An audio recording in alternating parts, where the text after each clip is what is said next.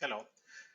Yes, I would like to walk you through uh, one of your homework problem, that is question 10 of chapter 12. So this is a problem that involves determining cash flows where we have to consider depreciation. So we have a problem here where we have a company here that would like to purchase an asset that qualifies for a 3-year maker's depreciation, that is the modified accelerated cost recovery system. The cost is to $60,000 for the equipment. So again, this is how much you're going to be sacrificing at the beginning of the project or the investment. The asset will provide the following stream of earnings. Again, these are earnings, these are not cash flows.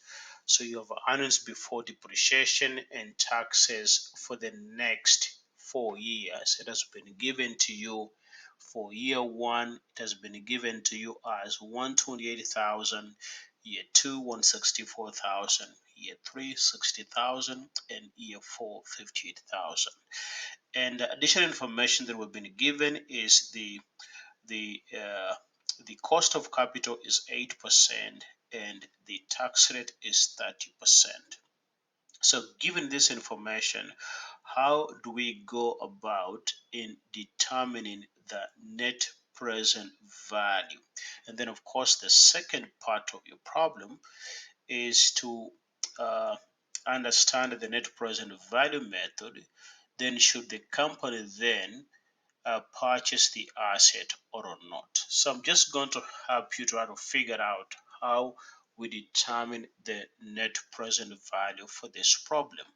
Now, the key idea again, remember this question is referring to these are the earnings. So these earnings have not considered the tax implication or depreciation implication and so on and so on. So for that reason, what we're going to do is try to consider the information in addition to what we know about makers and in addition to what we know about the tax system. Then we can compute what we call true cash flow, or sometimes people call it, the free cash flow. So on the right here, I try to do this ahead of time just to try to save on time when it comes to working through this problem, because sometimes it becomes time consuming. So we've been given the earnings. So we call these earnings our earnings before depreciation and before taxes. So we've been given for year one is given to us. We have year two, and then we have for year three, and lastly for year four. And our depreciation, again, if you look at the table, we've been given according to maker system, depreciation is 33.3% for the first year, 44.5% for the second year, 14.8% for the third year, and of course 7.4% for the fourth year. And this is where I'm just getting the information. So if you look at the tables, we are looking at a 3-year asset, and therefore our rates are going to be 33% of the cost in 1 year, 44.5% in the second year. And again, if you add all these values, they still give you 100%. If this was a 5-year asset, then of course you're given the rates. But our focus is on a 3-year asset. So again, we'll continue with this. So how much depreciation are we going to allocate in the first year? So we know that in the first year, we are going to allocate the the cost of the asset is I think is going to cost us, just give me a moment, let me get rid of this first. So it's going to cost us $260,000. So the cost will be 260. So what you do, you'll take 260,000. So our depreciation here will be 260,000, and then you multiply this with our depreciation rate, which is 33.3%, and how much depreciation we need to allocate in year one is going to be 86,580. Uh, and then, of course, in year two, depreciation will be 44.5% of 260,000. So what I'll do just to save on time, I will just go ahead and again, you could do one by one to multiply 164, multiply 260,000, which is the cost, times 44.5%. Otherwise, what I'll do, I'm just going to copy this over just to save on time. And by copying again, for example, here it shows is $260,000 times O5, and the cell O5 is the 44.5. For the other example is 260,000 times P5, and our P5 again is that cell. So now I have all the depreciation to be allocated each of the 4 years. So our earnings before tax is going to be our earnings here less our depreciation. So our earnings then is going to be, again, remember the key idea for us here, we are trying to compute our free cash flow. Where to compute our free cash flow, we take our earnings before depreciation and taxes, we take out our depreciation, and then we take out the taxes, and then we add back the depreciation. So in this example, our earnings will be, before taxes will be those earnings, then minus our depreciation, and therefore our earnings before taxes is 41,420 in year one. And then of course, again, I'll just do copy over. Instead of having to repeat the same process, I just copy over, and you can see again in this example, it is O4 minus O6. So I'm basically taking this value, which is the O4, minus, of course, the O6, which is that. And therefore, our tax rate, we're told, is 30%. Just let me just go just to make sure. Our tax rate is 30%. So our taxes then will be, you take the 30% times our earnings before taxes, which in this case for year one, those are our earnings before taxes. And therefore our tax in year one is 12,426. Again, I'll just do copy over, sorry. I just go ahead and copy over this over for the other 3 years, and I have my tax for year 2, year 3, and year 4. And therefore, your earnings after tax is you're taking your earnings before tax here minus your earnings, your tax expense.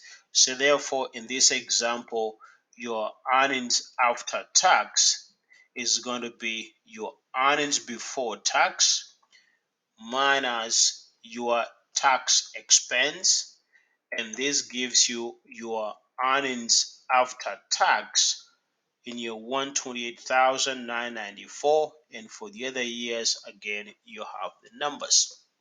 And then again, remember, we are looking for the free cash flow, not just basic earnings. And therefore, our free cash flow in this example will be, we have to add back depreciation, because remember, depreciation, from what you learn in chapter 2 and 3, depreciation is, there's no movement of cash. We just basically just allocating that cost over the useful life of the asset. This example is 4 years, and therefore we have to add back the depreciation. So you'll take your earnings after tax, and then you'll add back your depreciation, which in this example is the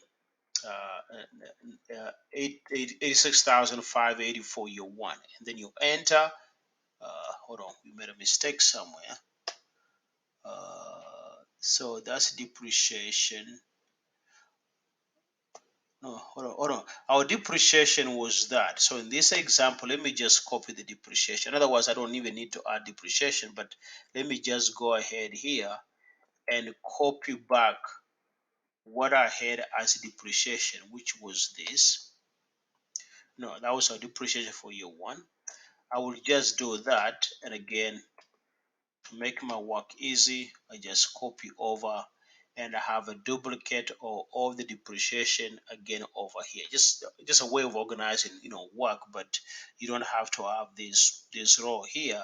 You'll just take this value, add back depreciation here, and that will be okay, your free cash flow.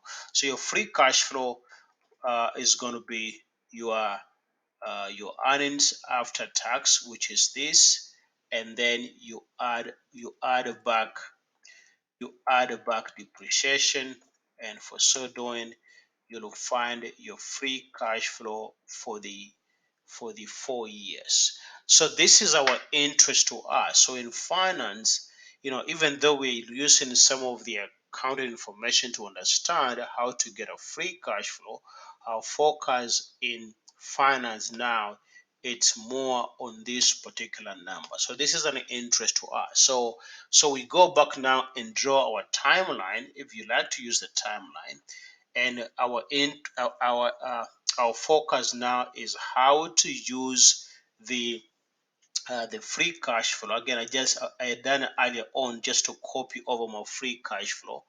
So the 115,574, you can see 115,574, and you could see I just did a copy over. So what you're seeing here, instead of me repeating everything, what I just did was to copy the other cells over, and that's why I have those numbers listed. So this is the timeline. 8% is a cost of capital, and initial investment is $260,000 for the equipment, and this equipment is promising now returns. Now this is a real returns. This is true cash flow of 115,574 in year one, 149,510 in year two, then year three, and year four. And then now we can now apply what we have learned before, and that is how we determine the net present value.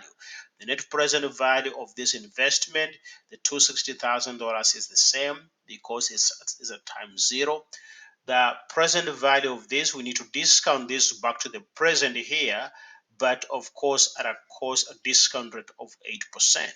We discount this again back to the present. Since these are different values, you're going to discount each individual cash flow back to the present. For example, to discount this cash flow, I know what you know is to discount it, to determine the present value of this uh, of this transaction. Again, you could use Excel, you could use a formula, just determine the present value of a single amount. Well, in this case, of course, your N is going to be 1.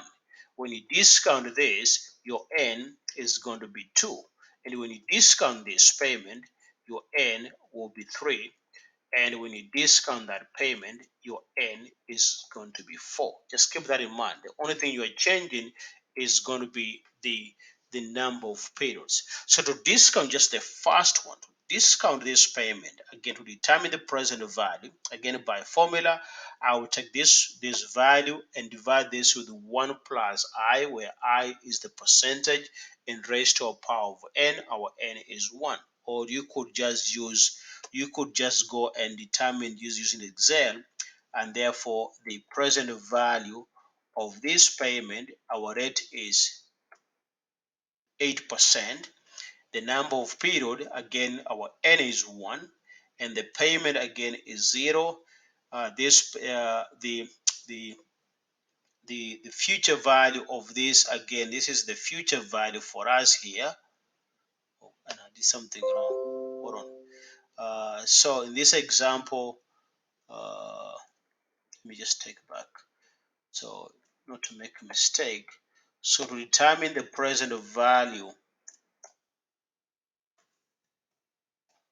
of the first cash flow,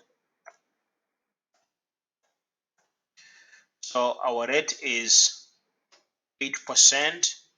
The number of periods n is 1, and the payment is 0. There's no payment involved here, and our future future value is this. So so this becomes your future value, and this payment again is happening at the end of the year, and you discount this and you find this to be 107 or 1296. But remember, this present value is not negative, it's a positive present value, because you're discounting or you determine the present value of 115,574 to be received 1 year from today. So if you want to fix that problem, what you could do, you could then enter your value as a negative value, and that in that case, then you have a present value of 107 or 1296. You could do that. That's the present value of 115. What about the present value of 149,510? The present value of this amount, again, what you do, you just determine the present value of our rate again is 8%. The number of periods now, our N is 2, and our payment again is 0.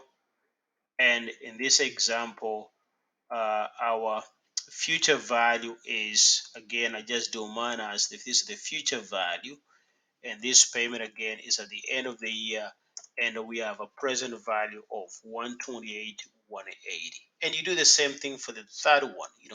So for the third one, again, if you use a formula, it will be the same thing. Again, doesn't matter if I use a formula. I know, again, you could do the same thing I'm doing, just change n. So you could do, let me just show you. So I'm going to show you how to use a formula if you want to. But to determine the present value of this payment, again, my rate is 8%, my N is 3, and my payment is 0, and my future value again will be the 53. And again, this is happening at the end of the year, and you enter as your present value. The present value of the other one, the last cash flow, our rate again is 8. Now our N is 4, our payment is 0, and the future value again, I'll just do minus 46, 372. This payment again happens at the end of the year, and again I'll just enter, and that gives me the present value of this. So to determine the net present value, so your net present value, so your net present value is summing up all your present value of all the cash flow. So you have that cash flow. So then you have this. You have the present value of this cash flow. You have this one, 42, and you have that. So if you add everything together, then your net present value is going to be the sum of all the present values of the cash flows. And you do so, your present value is 51,783 and 45 cents. Again, by NPV method, this is a positive NPV. Then another way to do it, again, I can just show you quickly. Another way to do it, you know that this is your initial outflow. The present value of $260,000 is still $260,000, but the present value of this, again, if you want to use a formula, what you do, you know that the present value of this amount is, you will take this amount, and then you're going to divide this amount with show you this. You're going to divide this with 1.08. Again, if you know what 1.08, so what you could do to speed up the process, what you'll do is this.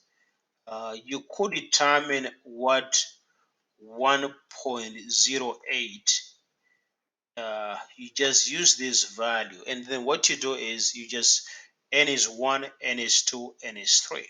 So this is where n is 1. So for example, in this case, because your n is 1, so your factor is going to be 1.08, right? So in this example, then what you'll do, you could just simply take this value. So you could simply just take this value and you divide this value with 1.08, and this gives you a present value of 115,574. Again, you can see the present value is the same as that one, so nothing changes. You could look at that and you find the present value is the same even if you use a formula. If you end up using the present value of 149,510, again, if you use the formula, we know that the present value is, you're taking this value and you are dividing this value uh, with 1.08, but your n is 2, and therefore this value is raised to a power of 2. And again, if you do that, that gives you, I think I'm missing something. So I have 1. I'm just taking that value and dividing it by, by that. Again, if you do so, your present value, again, you could see it's put in blue is 128,123. It's the same thing as our present value there. Nothing changes. The present value of this amount, again, if you use you do this again by using a formula. Again, you will take the cash flow and divide your cash flow with divide the cash flow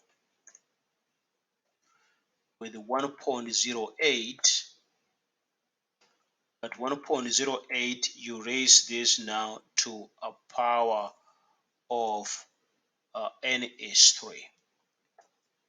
Again, you do that and you find that to be 42,000. Again, you could see this value is the same value almost as that one.